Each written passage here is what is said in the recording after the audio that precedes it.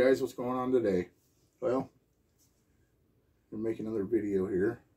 Like I said, my last one, it's been a while since I've been making videos, so I've been wanting to do a series on some Hatsan guns that I have. I've acquired. I've got 8 of them now, and so I'm just going to be, as the next few months goes on here, I'm going to be doing reviews on them. So I want to start it out with this Hatsan 105X Torpedo. It is a Vortex gun. That's quattro trigger, 177. I got this this wood stock. I actually got off of eBay. So I don't think the 105s come with a wood stock as an option. This came off of a 155, and it dropped right in there, no problem. So it looks really nice. I got it off eBay for 50 bucks. The gun itself, guys, I bought from Hatsan like a year and a half ago. It's a refurb, which, as you'll, that's kind of a running theme with me and some of my Hatsans is refurbs. Sometimes I got to do stuff to them, sometimes I don't. Just depends. I know that a guy shouldn't have to do anything to a gun when he gets it, but to me, it's just kind of the roll of the dice when you buy refurbs. If you're a mechanically inclined person, not a big deal. You know, you can work on them. And my experience with Hatsan and their customer service has been great. I mean, they've been real responsive when I asked them for part numbers. You know, they directed me to their parts diagram page. You get the exploded view with the part numbers on it. And I told them the parts that I need and with the part numbers. And if they have them, they send them. Now, it might take a couple of weeks to get them, but they send them. So I've had a good experience with them so far. So anyway, this particular gun is a 105X. I looked up the cocking effort on this gun, guys, is about 65 pounds. So this cocking arm here is really short. And, you know, it's an underlever, so it's not going to be long. And you combine that with being a Hatsan, and you're talking some pretty serious cocking effort, and it's a bear to cock. So I started doing some pellet testing a little while ago. I've run, usually what I shoot out of it are the exact monsters. And they seem to shoot pretty accurate out of the gun. But I thought, well, let me try some of these other ones. And I remembered, the gun reminded me of why I don't shoot lighter pellets out of it.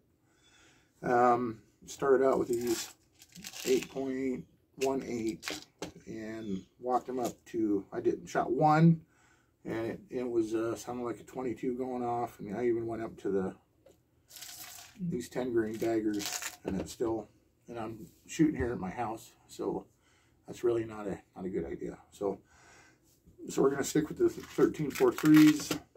I am going to run like 5 pellets through my chronograph. I'll try to get that on video, then we'll do an average. But it's, near as I can tell, it's about 20 foot-pounds with this pellet. So we'll get moved over here to where I sit. It's a cold, crummy winter day out. So I'm actually shooting out of my gun room here down to my target. The way I have it set up right now is about 18 yards. Maybe a little bit less than that, but I figure for, well, that's just going to be as good as it's going to get for this review and this gun. So I have the BSA 3-9x40. This is the air gun version scope. I've had this thing on a few different brake barrels and this underlever, and it holds 0. It's really great. So I have a video on that if you want to go check that out sometime. So I'm going to shut the hell up and let's move on to the shooting portion. You guys, I tried using my side shot, but it just didn't work out. So what this little video clip here is explaining what happened there. All right, guys, I just wanted to shoot this real quick to add in here. This is about the side shot. So you'll see that I mentioned in the video that they just don't go together. And I'm going to show you here. So before I started making the video, this was like 12, probably 10 or 12 shots with that gun after I got it close to being zeroed in there. So went ahead and started shooting groups with the side shot on. This was the first set. No adjusting turrets, anything like that, guys. This is just how it shot. So we got 1, 2, 3, 4, 5, 6, 7. 7 shots, 8, 9 shots that just flew all around here. So I reset the camera. I didn't, you know, made sure everything was tight, and I started shooting again. This was the first shot, and then the following 2 shots were down here. I said, that's it. The Quattro trigger, I did manage to get it down to about 3.5 pounds. I don't have a fancy, not that they're fancy, but a Lyman. I just bought this spring-loaded Wheeler trigger pull gauge. So that's what I'm using for now. I'll probably get a Lyman at some point, but so I'm going to do that real quick here and see if I can actually, see if this thing makes a liar out of me.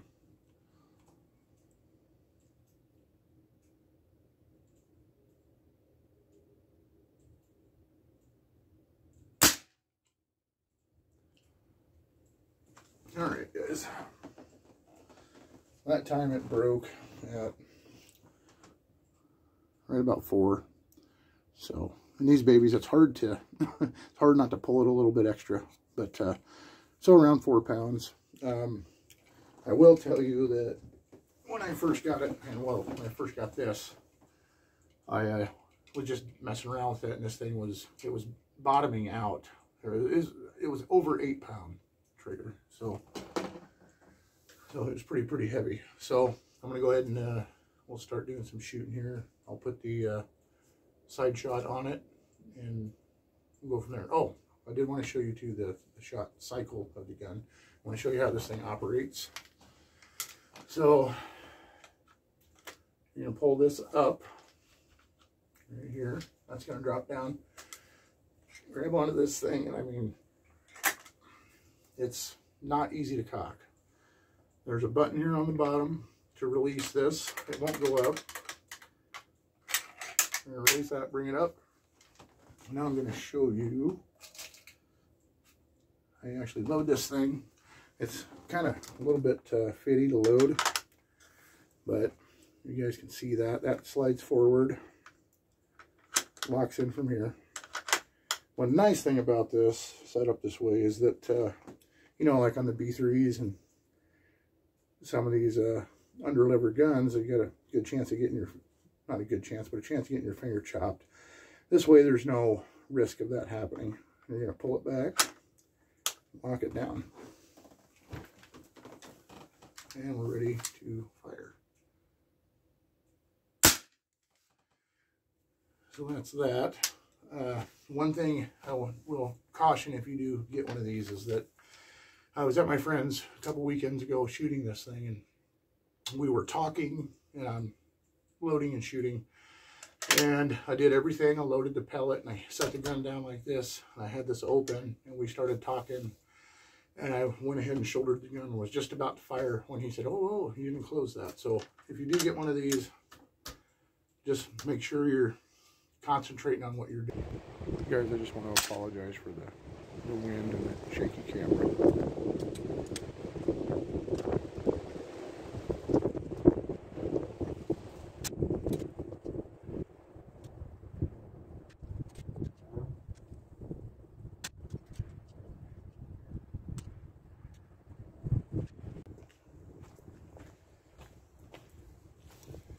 Sorry about the wind, guys, blowing everything around.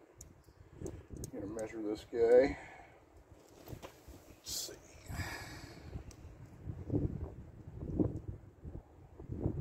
0.40. That's not too bad of a group.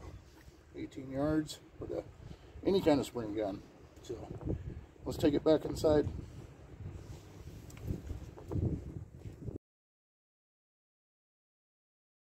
Alright guys, got my old trusty AC 5000 chronograph. Not the fanciest thing in the world, but it's worked well for me for several years. So 815.